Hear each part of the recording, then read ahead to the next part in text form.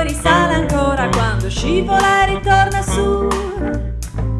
E poi sprofonda ancora, tu non puoi parlargli mai d'amore, che lui non ti sta a ascoltare e poi ridi quando... Formada en enfermería, es fisioterapeuta, máster en programación neurolingüística, hipnosis ericksoniana y formadora del Instituto Español de Biodescodificación. Y nos explicará una breve introducción de lo que es la biodescodificación.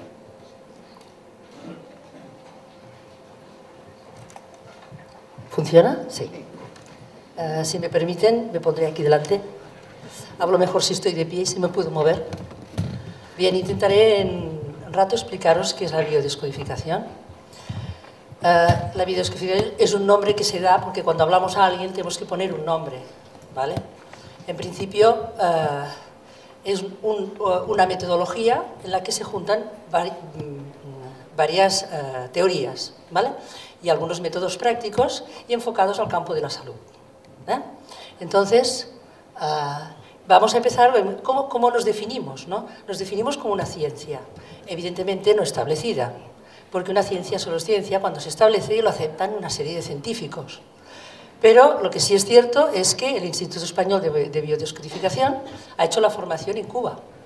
Y allí, que por ejemplo con los medicamentos tienen un problema, han visto y hacen estudios y se han dado cuenta de que les ahorra una cantidad de dinero importantísima. Con lo cual ellos lo han implantado científicamente, han hecho estudios, han visto el resultado que les da y en estos momentos ya es una formación oficial en el cual se hace un posgrado a partir del año que viene. Por lo tanto, es oficial. En otro sitio donde es oficial es en Perú, porque allí ya no hablan de medicina alternativa o medicina convencional, sino que hablan de medicina integrativa. Incluso allí también la biodescodificación ya es oficial, desde hace una semana. ¿Vale? En principio, lo que busca la biodescodificación, o donde va, es a buscar los códigos que tiene la naturaleza para manifestarse en una adaptación. Es evidente que una semillita tú la plantas y sale un árbol o sale, por lo tanto, un código. Una semilla es un código. De todos nosotros hemos salido de un óvulo y un esperma. Por lo tanto, tenemos un código, ¿no? Y este código se expresa en parte hombre, mujer, lo que sea, ¿no? Pero su posibilidad ya está manifestada en una única célula. O sea que el microchip es una copia muy burda de lo que es la naturaleza. Estudiamos básicamente qué significa un síntoma. Evidentemente, partimos de la base de que un síntoma que se manifiesta en nuestro cuerpo o una enfermedad no es una equivocación de la naturaleza, no es algo que nos quiera atacar, aunque nos fastidie, y eso no lo pongo en duda, sino que es una adaptación a una situación. Y que, por lo tanto, la naturaleza se manifiesta así. Es decir, no podemos responder el por qué me pasa esto, ni por qué me pasa lo otro, pero sí podemos responder a una pregunta: ¿para qué mi biología se manifiesta de esta manera?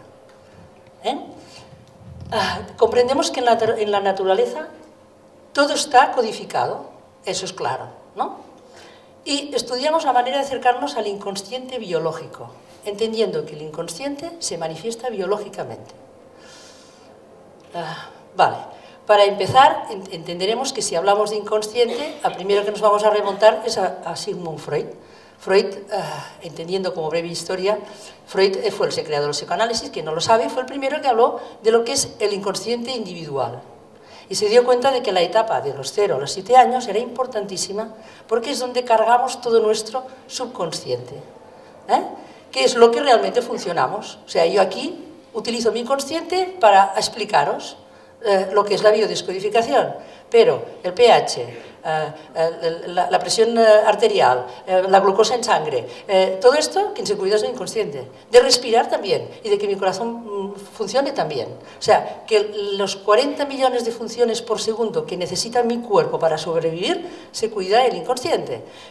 Las 40 que puedo controlar lo hace mi consciente, pero solo son 40 por segundo. O sea que, ante un problema, ¿quién lleva las riendas? El inconsciente. Entonces, él nos habló del inconsciente individual, pero en la escuela de biodescodificación con quien más nos fijamos es con Jung.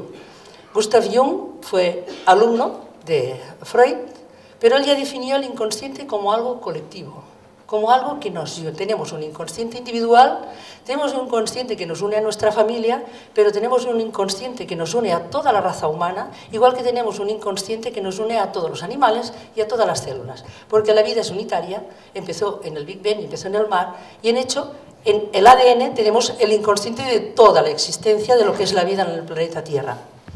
Él nos hablaba de la personalidad y de la sombra, entendiendo como sombra que lo que no me gusta de mí lo proyecto en el otro. Entonces, alguien que me fastidia simplemente enseña de mí aquello que a mí no me gusta, pero no es el otro. ¿Entendéis? O sea, este es el concepto básico de Jung. Y él hablaba y decía que la enfermedad es un esfuerzo que hace la naturaleza para sanarnos. Porque normalmente uno se plantea, la enfermedad es una manifestación biológica, ni más ni menos. No es ni buena ni mala, esto es un juicio. Lo que sí es real es que la enfermedad es una manifestación, pero de hecho, lo único que me dice una enfermedad es que yo para evolucionar tengo que sobrevivir, es evidente, y cuando soy capaz de superar una situación difícil, normalmente puedo evolucionar yendo más allá. Otra cosa que tenemos en cuenta es la genealogía. Quien estudió mucho la psicogenealogía fue esta señora, se llama Anne-Angeline Schutzenberger. Esta foto no es muy antigua, ella vive, tiene 90 y pico de años, una señora psicóloga de rama psicoanalítica, y ella se dio cuenta por su propia historia, porque ella perdió, o sea, su hija le dice un día, dice, ¿tú no te parece extraño que eres la hermana mayor de un segundo hijo que se ha muerto, te has casado con una pareja que también se murió su segundo hijo, y yo soy la hermana mayor de un hijo que se ha muerto? Dice, ¿no te parece mucha casualidad? Y entonces a partir de aquí se dedicó a estudiar lo que es todo su árbol genealógico y se dio cuenta de que había muchas repeticiones de fechas, de muertes y de gente desaparecida. A partir de aquí empezó a desarrollar lo que se llama la psicogenealogía y entonces se dio cuenta de que los sufrimientos quedan y se pasan a la siguiente generación. Cuando alguien tiene un sufrimiento, un duelo, una pérdida, un secreto, esto queda como información. Esto ya lo define la física cuántica. Y esta información queda codificada y pasa a la siguiente generación. La siguiente generación o repite o intenta solucionar este problema. Entonces, estudiando esto, se dio cuenta de que lo que no se ha podido expresar en lágrimas se expresa más tarde en dolores, porque no se pudo expresar en su momento. Y entonces, cuando encuentras este sufrimiento y lo puedes expresar, generalmente desaparece el problema. ¿Vale? Pero no podemos dejar hablar, nosotros hablamos del inconsciente biológico. Quien realmente descubrió cómo se programa una enfermedad fue el Dr. Hammer.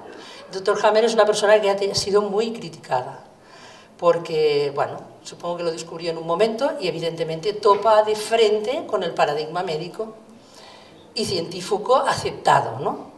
Entonces este señor lo descubrió a partir de que él mataron a su hijo. Él es un médico, internista, jefe de servicio y además radiólogo, y trabajaba como jefe de servicio en un hospital alemán. Entonces, en un viaje a Italia disparan a su hijo, y su hijo al cabo de unos meses, en coma, se muere en sus brazos. A partir de este momento, a los 5 o 6 meses, a él le diagnostican un cáncer de testículo y a su mujer un cáncer de ovario. Entonces, él, a partir de ahí, pensó y dijo, a ver, a él le dieron unos meses de vida, igual que a su mujer, evidentemente. Su mujer murió al cabo de un tiempo, pero él pensó, a ver, si el testículo sirve para tener hijos y yo he perdido un hijo, quizá esto tenga una relación. Como él trabajaba en un hospital, se dedicó a preguntar a todos los pacientes que tenían cáncer. Y les fue preguntando, ¿usted ha pasado una situación difícil? Y se encontró con que el 100% habían pasado una situación difícil previamente. No solamente se dio cuenta de esto, sino que como era radiólogo y veía muchos escáneres, se daba cuenta que en el escáner había como los médicos le llamaban artefactos, porque no sabían qué era. Esto es un artefacto. Pero él se empezó a dar cuenta de que los que tenían un cáncer de testículo tenían un artefacto en el mismo sitio, y los que tenían un cáncer de mama lo tenían en el mismo sitio, y los que tenían un problema de piel lo tenían en el mismo sitio. Y entonces fue a la casa Siemens, que era la que hacía los aparatos de escáner, y le dijo, oiga, ¿es normal que vuestro aparato haga esto? Y los ingenieros le dijeron, mire, no, nosotros creemos que el problema está en el cerebro, pero como ustedes dicen que no, pues nosotros no somos médicos, ¿no? Dice, bueno, pues podríamos hacer un estudio. Entonces cogieron 2 escáneres y dijeron, si el problema es del aparato, si yo cambio al paciente de posición, el artefacto saldrá en el mismo sitio. Pero si está en el cerebro, hagas la foto como hagas, saldrá en este sitio. Entonces empezó a ver que en el mapa hay un cerebro y que cuando una persona recibía un impacto emocional que no sabía cómo solucionar, evidentemente tiene unos criterios, no porque tengas un problema vas a tener una enfermedad. Vamos a invertir las cosas, pero si tengo una enfermedad es que he tenido un problema, ¿vale? Entonces empezó a darse cuenta de que, que el cerebro era, o sea, cuando yo recibo un impacto emocional, mi cerebro es quien reacciona y da una solución. ¿Por qué da una solución? De hecho, el que yo tenga un problema en el hígado, que lo tenga en el pie, dependerá de cómo he vivido este problema. Y la solución que la da es como si, a ver, si yo tengo una casa con muchas habitaciones y se me incendia una, para que el fuego no pase al resto, cerraré esta habitación. ¿Me entendéis? Esa es una manera que hace el cuerpo. Pues vamos, el hígado que gestione el resto del problema, o el hígado o el pie, dependiendo, pero esto me dice con qué tipo de problema he vivido y con qué tonalidad. ¿Entendido? Y entonces él empezó a desarrollar esto y a hacer un mapa del cerebro. ¿Vale? A esto de que responda un órgano u otro le llama sentido biológico. Cada órgano de nuestro cuerpo, a través de la biología, nuestra vida empezó en el agua como unas bacterias, ¿no? Luego, con el tiempo y con el desarrollo, fuimos juntándonos, llegando a ser animales pluricelulares. De hecho, nosotros somos una colonia de 40 billones de células, teniendo en cuenta que cada célula por sí sola tiene la capacidad de sobrevivir, tiene las funciones básicas. Con lo cual gestionamos una comunidad de muchos individuos, ¿no? Entonces, que responda a una comunidad u otra, él lo definió como sentido biológico. Entonces, además de la biodescodificación, aparte del Dr. Hammer, que tiene una de las cosas que él tenía un problema, es que muy bien encontrar el conflicto. Por ejemplo, tengo problemas con la pareja y por lo tanto yo esto lo vivo tan mal pues que acabo con un cáncer de pecho, por ejemplo, ¿no? Entonces, Hammer muchas veces el problema era ir a hablar con la pareja y decirle, un ejemplo que explica él es lo que se explica en uno de sus libros. Tiene una señora con un cáncer de pecho porque el marido es un alcohólico. Entonces él va al señor marido y dice, usted tiene, claro, sí, el marido se desintoxica y la mujer se cura. Pero claro, al cabo de un tiempo el marido vuelve a beber y la mujer vuelve a hacer un cáncer. Y este es un problema, porque no dependes de ti, dependes de otros. Este es uno de los problemas, ¿no? Otro que también tiene es que no tiene en cuenta el transgeneracional. O sea, yo por el hecho de tener un problema, si yo tengo un síntoma, no solamente tiene que ver con mi historia, tiene que ver con la historia de mi familia, cómo estaba mi madre cuando yo estaba en su barriga, o sea, tiene que ver más cosas, ¿no? Y por eso hay otras escuelas. Una es la belga-francesa, unos tienen una tendencia más a hablar de la genealogía, otros tienen una tendencia más biológica. Claude Chabat, por ejemplo, era un discípulo de Hammer, él estudió la evolución de las especies animales, las plantas, y definió muy bien lo que es el sentido biológico. Y luego Marc Fréchet era un psicólogo clínico, que él lo que definió muy bien, aparte de que las cosas se repiten cíclicamente, o sea, yo tengo un problema hoy, no soy capaz de solucionarlo, y al cabo de un tiempo hay la tendencia a que esto se repita con tonalidad diferente para que yo le dé otra lectura.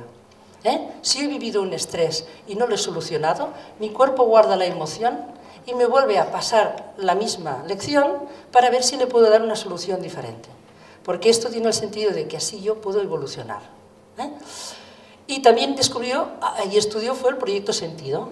Él está concebido con la idea de que su madre era una traficante de drogas y resulta que la habían cogido y se tenía que ir a prisión. Entonces fue a buscar a su pareja y le dice, mira, vamos a hacer un hijo, porque si hacemos un hijo y el juez me ve, pues a lo mejor estoy menos tiempo en prisión. Entonces él se pasó 18 meses en prisión y su gran proyecto era desencarcelar a mujeres, porque él entonces se especializó mucho en lo que es la esclerosis múltiple, porque en cierta manera es una persona que se encarcela en sí mismo. Entonces, él decía, mi proyecto, o sea, el hecho que vive la madre cuando estás en su barriga es algo que a mí se me programa como un proyecto. ¿De acuerdo? Bueno, nosotros, ¿qué es lo principal con lo que seguimos? Es la emoción. A ver, la emoción, hay que entender que la emoción es biológica. La gente cuando le hablas de emociones, todo el mundo sabe y ahora se habla en todas partes, la emoción es muy importante, eso es emocional, o eso es estrés. Que bueno, pero ¿qué estrés? ¿El de llegar aquí tarde? ¿El de que haga frío? ¿Y la emoción qué es? ¿Biológica? ¿Psicología? No, la emoción es biológica. Entended una cosa, nosotros pensamos constantemente, sin fijarnos en lo que pensamos. Algunos pensamientos crean sentimientos, ¿vale? Y estos sentimientos me crean una emoción. Esta emoción es biológica. ¿Por qué? ¿Por qué es biológica? Porque yo la siento en el cuerpo. Hay una parte del cerebro que cuando yo tengo un pensamiento y un sentimiento genera una emoción. Y una emoción es que yo me siento muy contenta porque he sido abuela, o me siento muy triste porque se ha muerto alguien que yo quiero mucho, o me siento muy enfadada porque, bueno, porque el jefe me ha pegado una bronca, ¿no? Esto es normal y tú sientes eso en el cuerpo y se lo ves a los demás. Por lo tanto, la emoción es biológica. Eso es lo primero que hemos de entender. Cuando yo vivo una emoción muy grande y no la puedo gestionar, automáticamente la gestiona mi subconsciente y le da una solución. Una solución puede ser: estoy harto de ir a trabajar, estoy muy cansado, necesito parar, no sé qué, me caigo y me rompo el pie. Y encima dice, claro, que tienes problemas con la mamá, porque la tienes que cuidar y no tienes ganas, por ejemplo, estoy poniendo un ejemplo. ¿Entendéis? O sea, coge y lo soluciona. Lo soluciona inconscientemente, porque tú no vas a buscar romperte el pie. Pero tú estás viviendo una situación y lo que hace el inconsciente es solucionarla. La solución es irracional, simbólica y a veces nos fastidia más, ¿no? Pero es la única manera a veces de que pares y puedas darle otra lectura. ¿Cómo llegamos ahí? Evidentemente el síntoma nos dice cómo ha vivido una situación. Por lo tanto, la persona que viene a vernos con un síntoma, tú le puedes decir, esto te está diciendo esto, qué situación y desde cuándo. Entonces, a partir de ahí, esta es la raíz en la cual podemos ir a buscar la emoción escondida. Vamos a tener que pensar una cosa. Generalmente, o sea, la emoción es lo único que hace que yo recuerde una situación. Porque la emoción es, como dice la palabra, energía en movimiento. Si yo vivo una situación y no expreso esta emoción, y todos tenemos así, porque desde pequeños, o sea, desde el momento de la concepción hasta los 7 años, nuestro cerebro vive en un estado de ondas alfa y beta, no alfa no, beta y teta, que simplemente son ondas hipnóticas, ¿vale? Eso diráis. O sea, que los padres nos programan. Bueno, sí, pues sí, nos programan los padres, los maestros, los ambientes, el ambiente en el que vivimos nos programa. Esto no es ni bueno ni malo, es lógico, porque yo, para tener un consciente que pueda gestionar lo que yo quiero ser en mi vida, necesito una base de datos, y la base de datos me la carga en el ambiente en el que estoy. Por lo tanto, no es ni bueno ni malo. Lo que pasa es que no es lo mismo crecer en un ambiente con unos padres que te quieren, que te esperan y que te desean, a crecer en un ambiente en el cual vienes antes de tiempo, el marido no está nunca, ¿me entendéis? Entonces, hay unos datos u otros, pero de hecho es normal que tenga unos datos, ¿vale? Entonces, la emoción es lo único que yo no puedo, es lo único que me lleva al recuerdo. O sea, uno piensa, ¿qué comiste el 21 de enero del 2001? Ni te acuerdas, pero si fue el día de tu boda, quizás sí que te acuerdes. O si fue el día que fuiste a un restaurante que no has vuelto nunca más, pues probablemente te acuerdas. O si fue algo que has comido que es malísimo, yo aún me acuerdo del sabor de los macarrones del cole, porque eran horrorosos. O de que las lentejas no se podían comer, y que además las odié mucho tiempo. Pero eso es ¿por qué? Porque la emoción de las lentejas era negativa. Igual que la emoción de algo bueno es positivo, te acuerdas, ¿no? Dice, a mí me hace mucha gracia porque a la gente mayor dicen, se acuerdan más de cuando eran jóvenes de lo que hicieron el día antes. Y eso parece que sea Alzheimer. A ver, una cosa es el Alzheimer y otra cosa es no acordarte de que te comiste un plato de verdura sin sal y una tortita y no te acuerdas de nada más. ¿Por qué? Porque eso no tiene ninguna emoción, es una emoción neutra. El recuerdo siempre va ligado a una sensación positiva o negativa. Positiva, ¿por qué? Porque mi mental, o sea, yo como ser humano soy dual. Tengo un cuerpo físico que lo único que quiere es sobrevivir. Y mi cuerpo físico es animal, ni más ni menos. Quiere respirar, quiere comer, pero tengo una parte mental. Eso es lo que nos diferencia. Mi parte mental es la que quiere llenar mi corazón de felicidad, de la misma manera que mi cuerpo quiere sobrevivir. Entonces, nosotros como individuos, lo que queremos es congeniar las dos cosas. Y no podemos hacer una sin la otra. Entonces, lo que a mí me avisa que yo voy por donde quiero ir es cómo me siento. Si me siento bien, quiere decir que es donde tengo que ir. Si me siento mal, quiere decir que algo que tengo que cambiar. Por lo tanto, la emoción no puede liberarse hasta que no la ves. Por eso, cuando yo no la libero y me la trago, el cuerpo acaba redesarrollando un síntoma para que sea capaz de darle otra lectura. Para eso utilizamos la programación neurolingüística. No es una técnica, o sea, como podéis ver, no hemos inventado nada. O que utilicemos una serie de metodologías no quiere decir que hayamos creado nada. Las utilizamos juntas y aprendemos cada día más de quien sea. O sea, es una ciencia en movimiento. También utilizamos la hipnosis ericksoniana para ayudar a cambiar una emoción. La programación neurolingüística nos ayuda a liberarla, a encontrarla y a liberarla. Luego utilizamos también la sofrología, que es una relajación, o los mapas genealógicos, eso sí que lo pedimos, que cada uno sepa las fechas de la familia y las máximas historias, porque muchas cosas están programadas Bueno, de hecho, yo creo que nuestra vida, nuestro consciente gestiona un 1%. El resto lo gestiona el inconsciente. Ya está. Bien, lo más importante de la biodescodificación es el cambio de paradigma, porque nosotros no vemos la enfermedad como algo a lo que debamos atacar, lo cual no quiere decir, y se entienda bien, que no se deba de tratar. O sea, que nadie se piense que va a una sesión de biodescodificación y al día siguiente deja la medicación. No. Tampoco es que uno no tenga que ir al médico. Tampoco. Ni que no se tenga que operar, ni ponerse un yeso porque se ha roto la pierna. No. Lo único que decimos es que eso me está dando un mensaje. ¿Me entendéis? O sea, si hago un infarto, no vais a descodificaros primero, sobre todo ir al médico. ¿Me entendéis? Y si tengo una apendicitis también. O sea, nos tenemos que ser... Pero sí que es importante saber qué me está diciendo el cuerpo cuando yo tengo un síntoma. Porque eso hace que cambie mi cuerpo. Primero, que el tratamiento sea mucho más rápido y, sobre todo, que mi curación sea total. ¿Vale? Por lo tanto, es algo que hemos de interpretar y, evidentemente, tratar. Pero una cosa es el tratamiento emocional y lo otro es el tratamiento físico. Son dos cosas diferentes. Lo cual no quiere decir que cuando yo sano mi mente, mi cuerpo me sigue. Y mucho más rápidamente. ¿Vale? Comprendemos que la enfermedad del cuerpo es traducción por el cerebro, porque yo recibo un impacto emocional, mi cerebro, que no es más que un ordenador cuántico cargado de datos, elige o lo vive o decide inconscientemente, y eso lo tiene que ver con mi historia personal, con mi historia familiar y con mi proyecto sentido. El sentido biológico, ya os he explicado lo que es. ¿Por qué? Porque los ojos, ¿qué quiere decir el sentido biológico? Los ojos son para ver y la piel es para tener contacto, y eso lo es para todo el mundo. Y los huesos son mi estructura, y el hígado tiene muchas funciones, tanto la de ser el que guarda la comida del cuerpo, como el de limpiar nuestra sangre, ¿no? Entonces, cada órgano tiene una función, y nuestros órganos, en el curso de la evolución, nacen porque necesitan una función.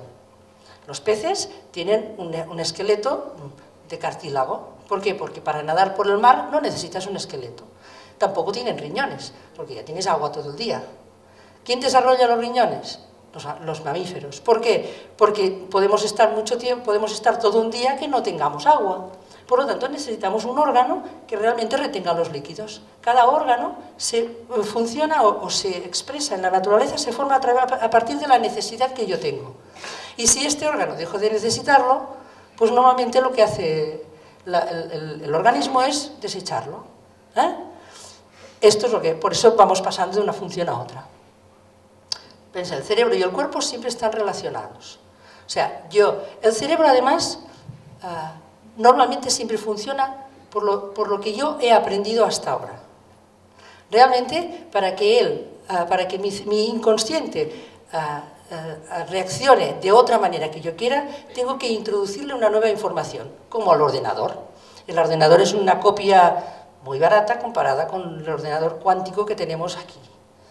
Pues un ordenador cuántico con datos desde hace 3,5 millones de años, porque el ADN no es más que todo lo que hemos aprendido, lo que la vida ha aprendido en 3 millones de años de existencia.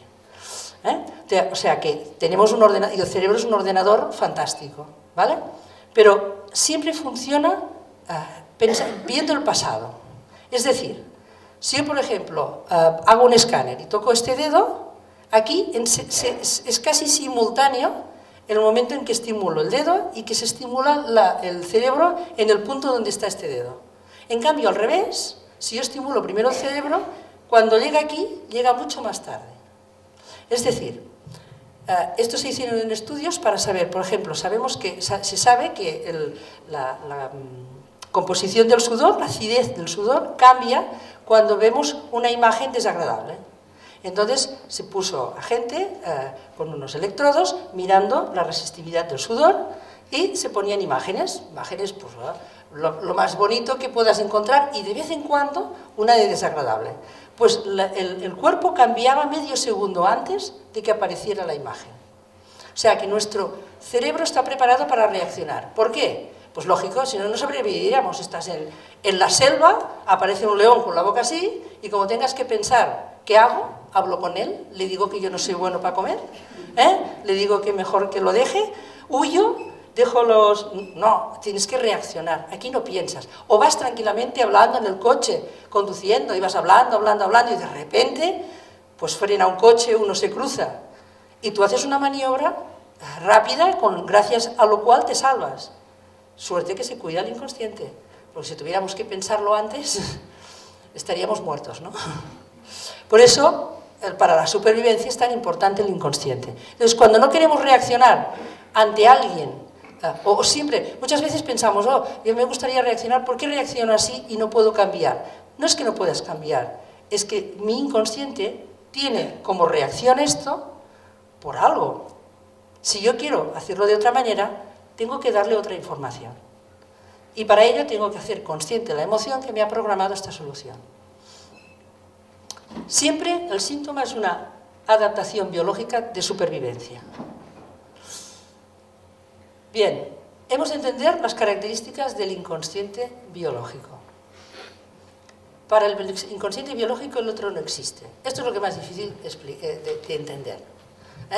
¿Por qué? Porque si mi marido me deja y es un desgraciado, porque mira que me ha hecho, perdón que ponga siempre de ejemplo el marido, soy mujer, no tengo resentir con mi marido, ni mucho menos, pero bueno, es igual, son los dos, ¿no? O mi mujer todo el día está por encima y no me deja tranquilo, ¿no? Entonces, esto para el inconsciente, el que se va a poner enfermo es quien resienta eso. Si la mujer está a la mar de contrinca o el marido está a la mar de tranquilo, va a estar a la mar de feliz. Pero la mujer a lo mejor se va a poner enferma. ¿Entendéis? O sea, el otro no existe. Si yo siento esto, soy yo que me voy a poner enfermo. Aunque piense que es el otro que se porta mal. Lo mismo pasa si sufro porque alguien pasa hambre o porque los niños del África no tienen agua, la que le va a pasar algo va a ser a mí. O sea, soy yo la que sufro el síntoma, porque para mí lo que yo vivo, lo vivo yo. Aunque sea el otro. El tiempo no existe. Si yo he vivido un problema a los 3 años o a los 4, para allí hay una parte de mí que se ha quedado parada en este tiempo. ¿Me entendéis? O sea, esto, por ejemplo, si has tenido un abuso, algún tipo de problema a una edad muy temprana, esto, si no cambias esta emoción, probablemente esto afectará a todas tus relaciones. O sea, porque hay una parte de mí que no ha crecido. Y por eso se expresa siempre. Es irracional. ¿Por qué? Porque la solución que me da biológica no me sirve. O sea, cuando responde con un síntoma, por ejemplo, una alergia, ¿no? Las alergias, normalmente estás muy bien y luego llega una edad, un día que dices, ostras, llega la primavera y desde hace, no sé qué pasa, que ahora pues tengo rinitis y los ojos así. Y hasta los 15 años no te pasaba.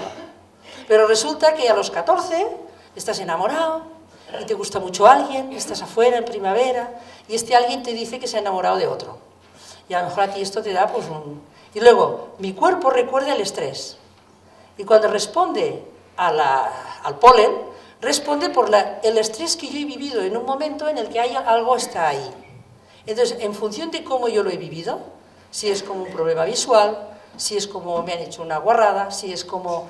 Yo tendré un síntoma que me recuerde cómo he vivido esta situación, pero yo no me acordaré, ha pasado un año, ya has conocido a muchos otros chicos, ¿no? Pero en aquel momento a mí me subió el estrés.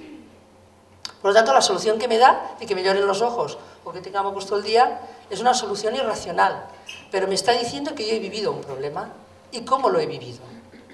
Y que además no he liberado la emoción. Lo importante que me diga es que si yo tengo un síntoma, quiere decir que hay una emoción que no se ha movido, que está allí quieta. Y que mientras yo no la libere, me irá dando soluciones el inconsciente.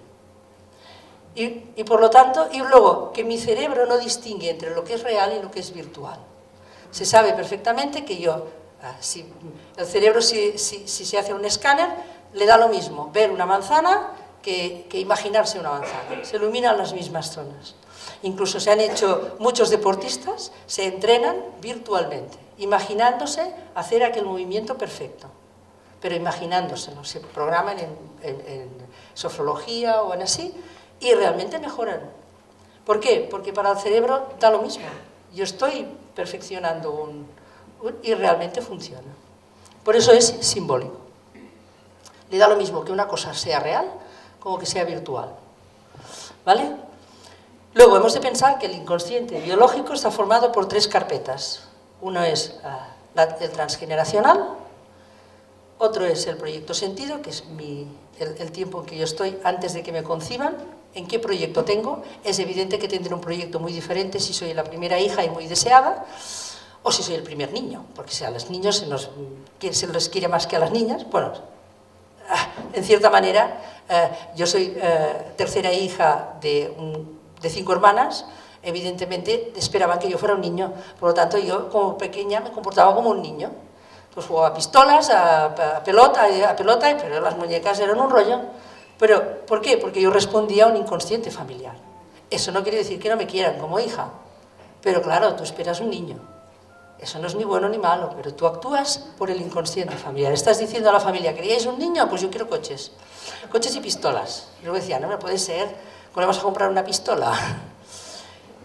Y luego la vida contemporánea. Es evidente que una etapa que nos programa mucho es la infancia. La infancia y la adolescencia. Pero cualquier cosa puede pasar. Y al siguiente.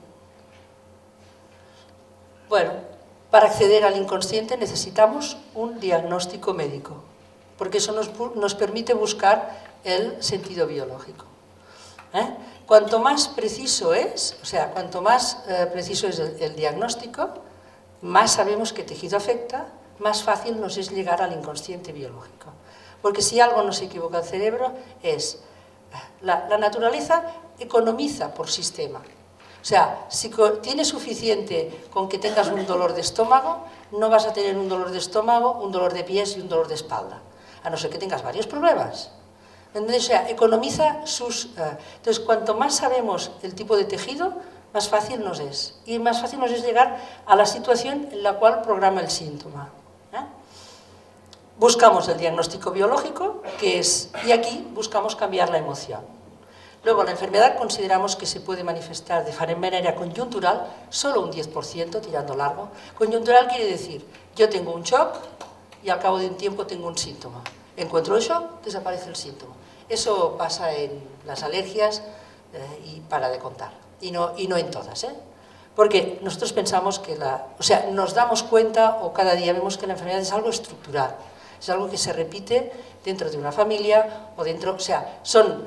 quizá los padres no viven el síntoma, pero sí el conflicto.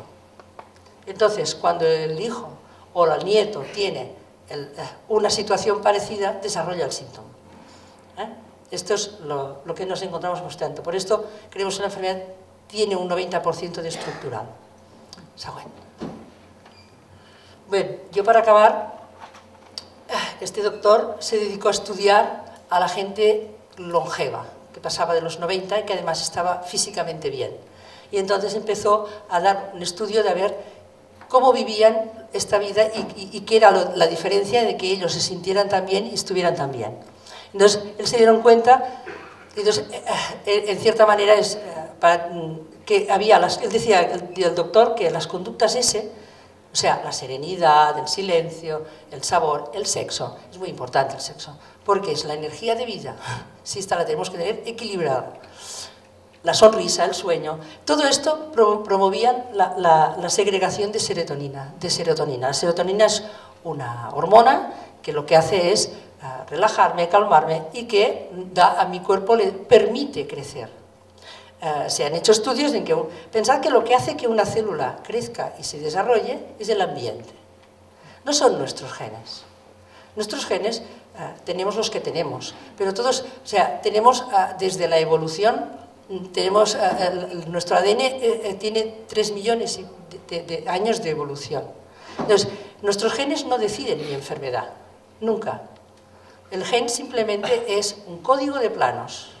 Para que un gen pueda expresarse como, yo qué sé, como una enfermedad o como un problema, ha de poder leerse este gen. Y quien lo decide es el ambiente.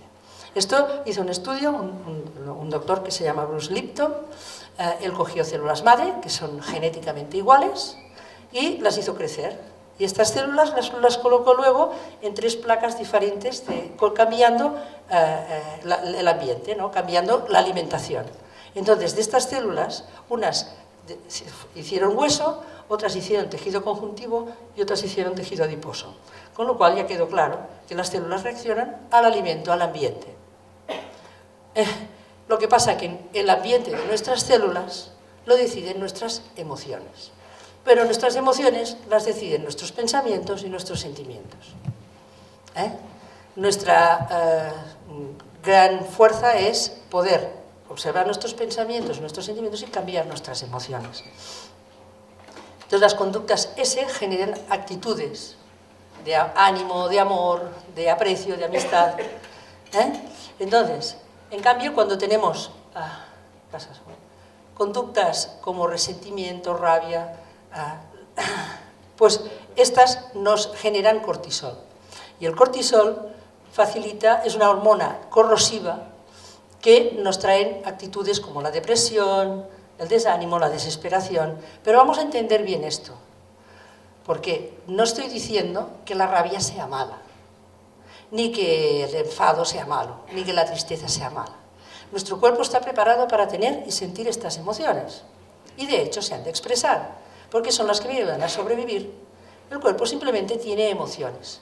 Si tú coges una célula y la pones en un ambiente tóxico, no crecerá. Se defenderá. Si la pones en un ambiente que esté bien alimentada, crecerá y se desarrollará. Entonces, las emociones solo me sirven para saber en qué ambiente estoy. Yo digo, si tengo rabia, tengo que expresarla, pero saber que el que me despierta